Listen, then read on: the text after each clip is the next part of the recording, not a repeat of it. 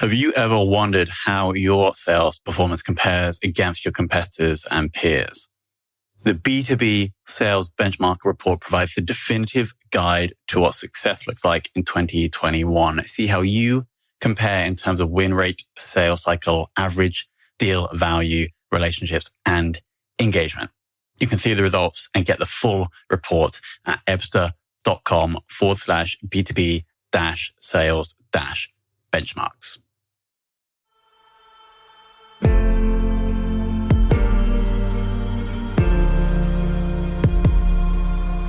This is Sales Ops Demystified, the #1 most downloaded podcast in sales operations. We invite the brightest minds in sales operations onto the show to deconstruct the why, what, and how behind rep productivity, forecasting, metrics, and all things revenue. This podcast is brought to you by Ebsta, the leading customer engagement platform for Salesforce.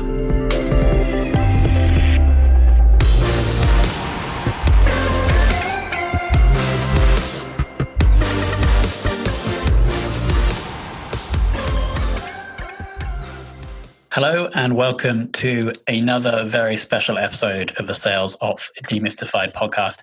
And today we're lucky enough to be joined by Seth Marrs, who is currently analyzing at Forrester specifically for sales/revenue ops, of course. Seth, welcome to the show. Thank you. Great to be here.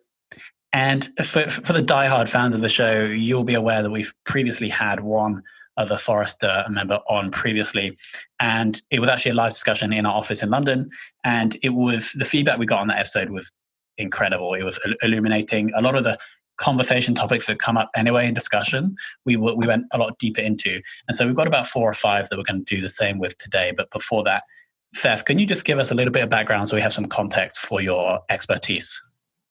Yes, absolutely. So I've been around sales operations and working in this space for 20 years. Started out in small business. I was fortunate to go in and run operations for a small business when I came out of college. Transitioned over to Apple Computer, where I really got a feel for how technology could make a difference in business, and kind of leveraged that into my work at GE, where I was really given my first chance in sales operations. I took on a huge transformation in Europe, pulled that together, ran that sales operations team, and kind of continued on doing that through businesses in diagnostic imaging, in healthcare, in small private equity companies, a few different industries. So I've been doing that for the last 10, 15 years. And now I have the opportunity to work at SiriusDecisions Forrester, which is really focused on helping a wide variety of clients in these same type situations that I've worked in the past. So, and quickly before we jump into the first trend, what was the driver behind shifting from industry and implementing into the research? You know, it's really more around impact, because you're working in one job. There's 2 areas really. One's the impact that you can make kind of across a group of companies, and the other is just a general interest in understanding how do you further the cause of sales and sales operations, because this role allows you both of those. So you get to dig into a wide variety of industries and learn about businesses, what the struggles they have, and then compare it to the research we have to be able to help them come up with solutions. And then you get to take that knowledge and the knowledge that you have previously, go out, spend time and dedicate time to research and understand how do you progress and help better solve those problems in the future. So that was something that I really liked about this role that has actually proved to be true. It's a great kind of balance that you don't get in the day-to-day grind of being a sales operations person, where you're just flat out all the time focusing on solving problems, helping the sales team, making a difference for the business. Totally makes sense. And now the first thing I want to discuss is a trend which we've been aware of for quite some time. We've actually come close to renaming the show based on the power of this wave that we're about to discuss. And that is this whole revenue operations thing Can you share your latest thoughts about RevOps versus sales ops?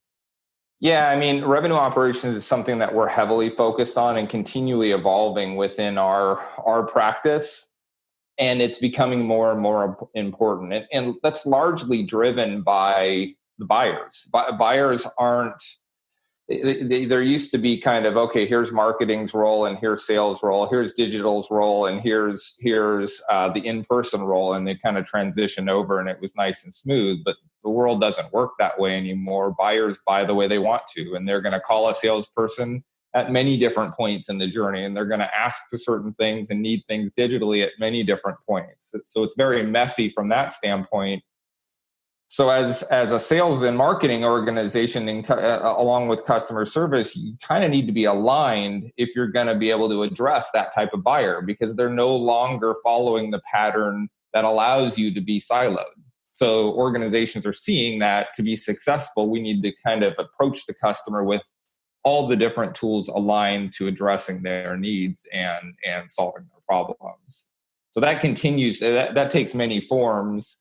One, in aligning with the buyer. The other is aligning your data, because there's information across the entire spectrum of how you communicate with a customer that all adds value at different stages. So aggregating that together is a competitive advantage when you're competing against other organizations. So this just kind of reinforces it. Having that, it's not really a structure, but having that alignment is critical to that.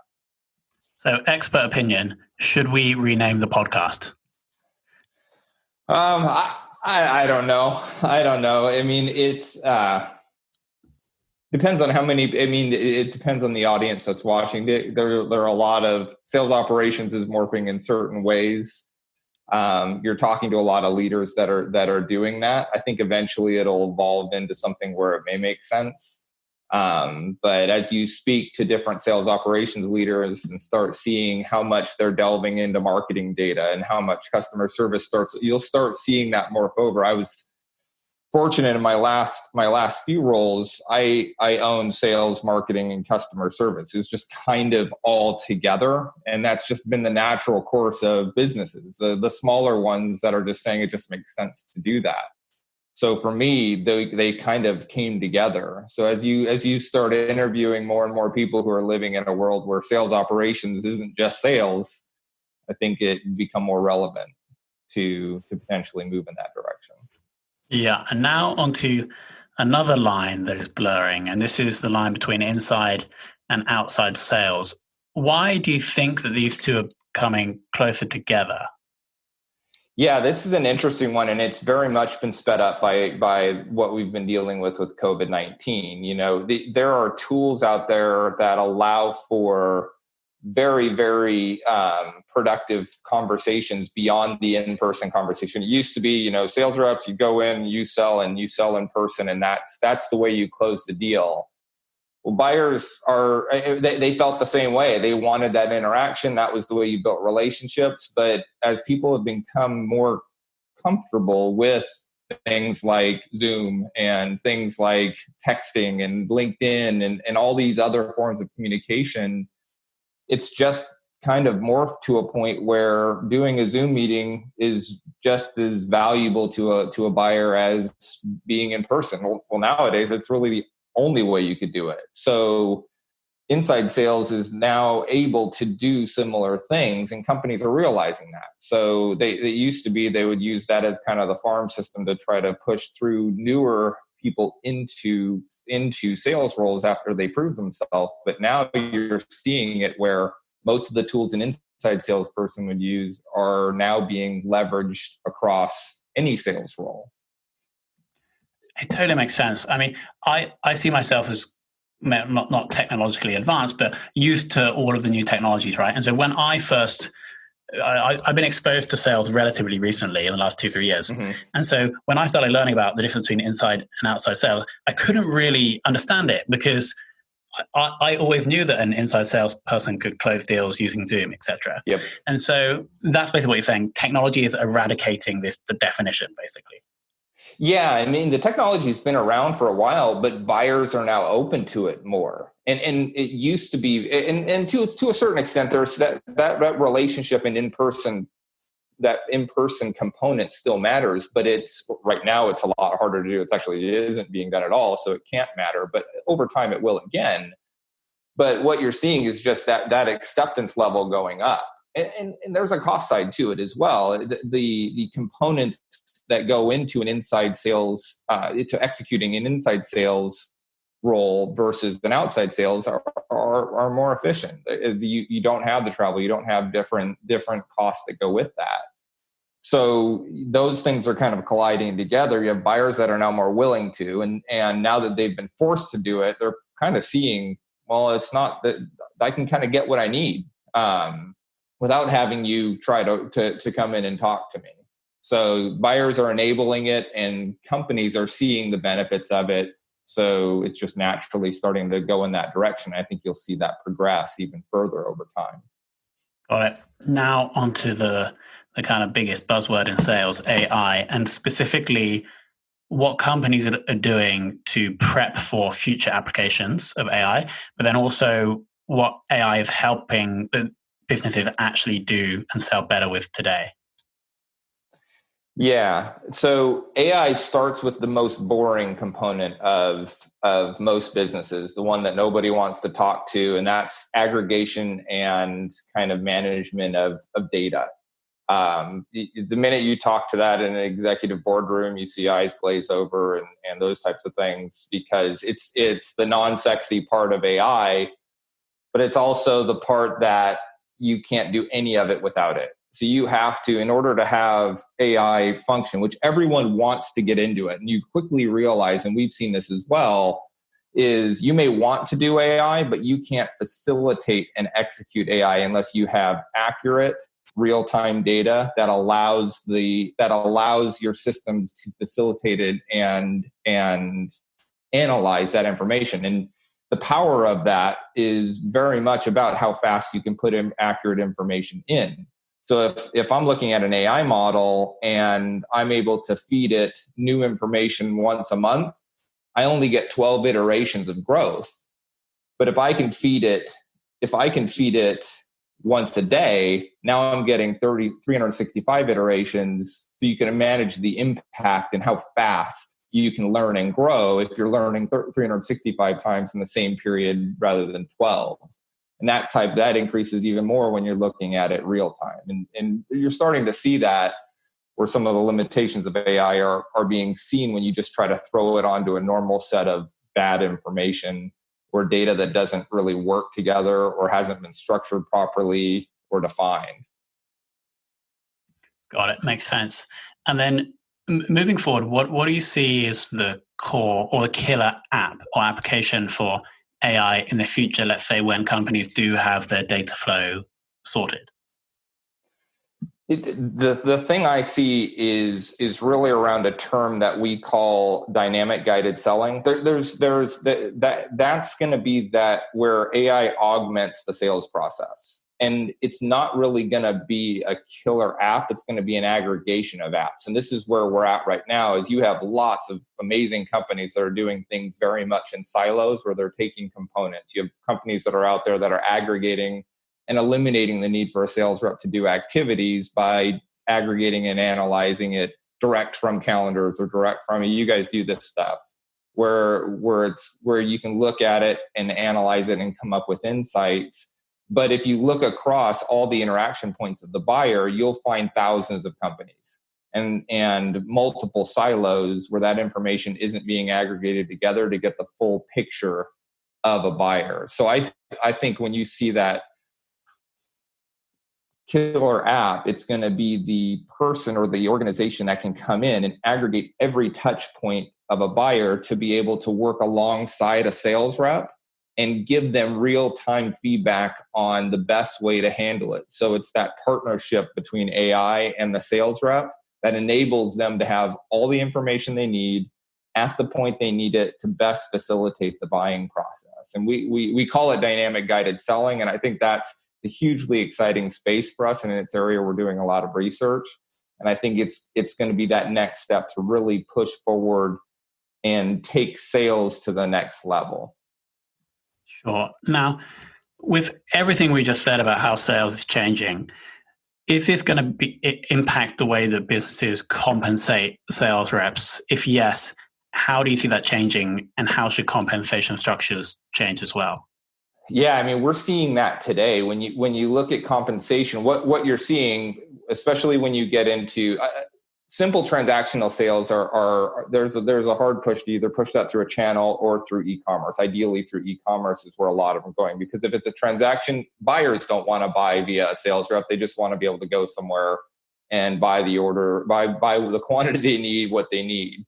Where sales is coming in is in the complex sales, where they're adding a lot of value, helping the customer through it.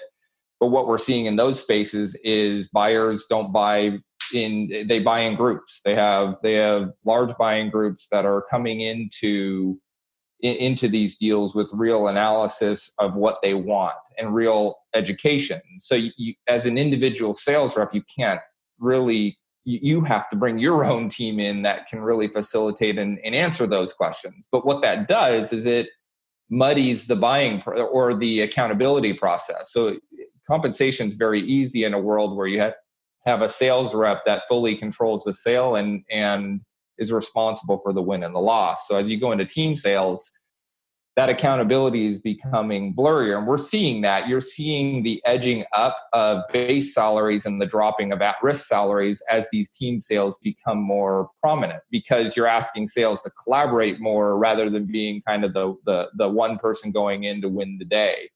So compensation models are evolving in that way.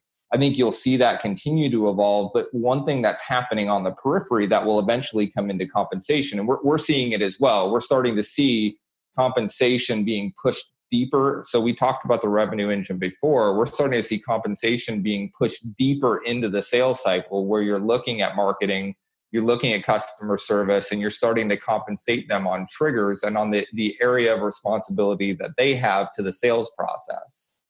And as data becomes more visible and some of these engines start running, and you can accurately see trigger points and things within the sales process that are maybe 3 steps away, that are very hard to compensate today because they're not visible, I think you'll see a drive away from it, but then also start to see a push back to it, where you start compensating, offering more at-risk pay for people who are executing very, very early in the sales process, but because you can compensate them now, because now you have a very clear understanding that execution point is critical to the end result sale. And that's very new, because it's always been very much focused on the sales rep and at the close, which is somewhat unfair, but it's also the only way you can really see it, because when you go deeper, it becomes less accurate.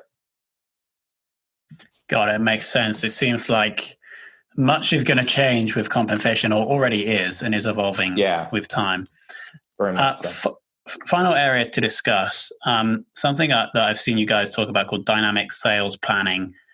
I think this is to do with how fast things are changing now, and therefore, how do sales planners, sales operations plan for change? Yeah. One of the other principal analysts, Robert Munoz, has worked heavily on this. And what it basically is, we did a presentation on it at Summit a month ago. It's really around solving for the problem before the problem happens. In a lot of cases, you get most businesses spend a ton of time putting together a plan. And traditionally, you could put that plan together and implement it over the course of a year. And your goal was to implement the plan. And you were successful if you could execute that really, really well.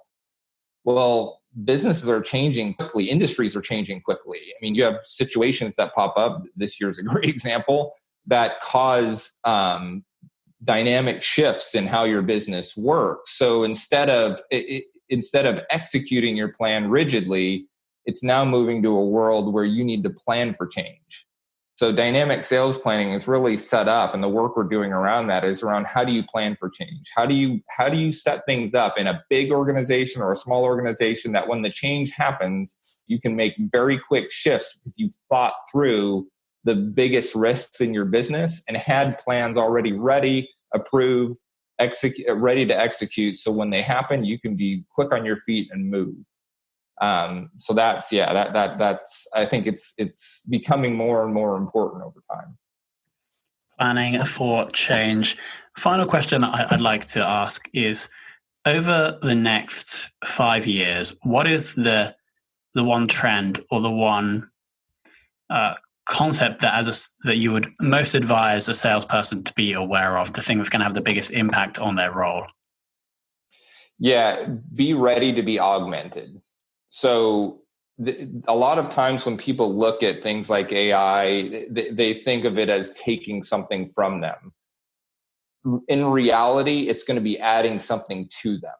So it's going to be giving them the skills and intelligence that a system or something that can aggregate and look at across an entire spectrum of information and provide insights to you to be able to make you better. So it's not a competing force; it's a force that can work together. And for those who do that, they're really going to excel. For those who don't, they are going to be pushed out of their roles, because imagine competing against someone that's augmented with AI that can have access to every bit of information that you have in your company and give you insights to be able to go to a buyer with every interaction they've ever had and provide you support, versus a sales rep who's walking in and just kind of just working off of their knowledge of what they know. It's going to be very hard to compete in that world. So preparing yourself as a sales rep to be augmented and supporting and driving towards that, the best are going to rise to the top that do that. Awesome. Seth, I think that was an odyssey of the change in sales ops. The one thing actually that has hit me from this discussion really is that the reason sales and sales ops is changing is because the buyer is changing. And we touched upon this on 3 different points, I think. Yep. So RevOps, a shift towards RevOps because buyers don't really, like, they're buying wherever they want. Inside and outside sales blurring because, again, the buyer's changing. And then also with the compensation, a more educated buyer's coming with a pack, and therefore how do you compensate a pack? And so I think we're at a very exciting time. And I also think we ended on quite a positive note with your point about sales reps shouldn't be scared that AI is taking jobs, but that the AI is actually going to augment them and make them more effective. So Seth, thank you so much for coming on and sharing your wisdom. Great to be here. Thanks for having me.